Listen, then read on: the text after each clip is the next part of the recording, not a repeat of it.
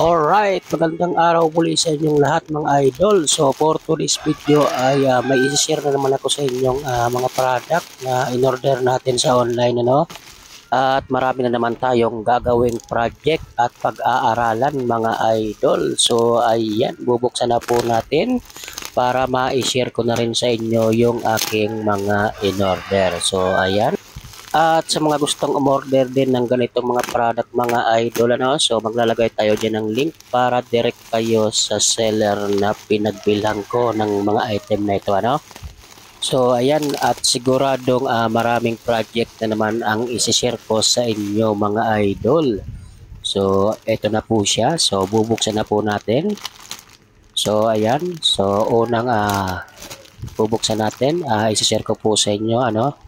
So ito po siya. So dalawa po yung laman yan. Bali itong isa na ito ay ito po yung ating active electronic tone buzzer. So 3 to 24 volts kaya niyang i-handle. So meron din tayo ditong 12 volts 10 amps na relay, ano. So ayan po siya. So mini relay po yan. At meron din tayo ditong in-order na SD card, ano, 16 gig. So ayan po yung itsura niya. So yan po yung gagamitin natin sa ating project na Bluetooth speaker. So ito po. So next naman itong ating jumper wire, ano. So bali 40 pieces po yan. Female to female po, ano. So ayan po siya. So napakarami. So next naman tayo.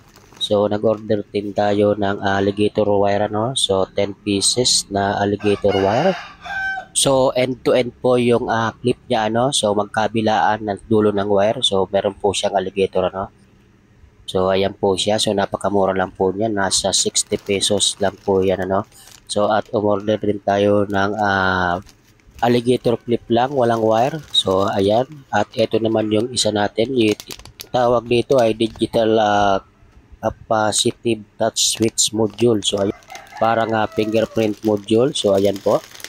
Next naman tayo, dito naman tayo sa active alarm buzzer, driver module, high current blue. So ayan po siya, yan po yung itsura niya. So magagamit po natin yan sa ating mga testing, ano. So next naman tayo, ito po yung tinatawag nating metal detector module. So ayan po yung itsura niya. So magagamit po natin yan sa ating mga experiment. At next naman tayo, dito naman tayo sa ating digital sounds detector module. So yan po yung itsura niya. At hindi rin mawawala yung ating alligator clip na kapares nung nauna kanina. So ayan, at umorder din tayo ng 18650 battery pack, ano. Isang piraso 2200 mAh, 3.7 volts. So yan.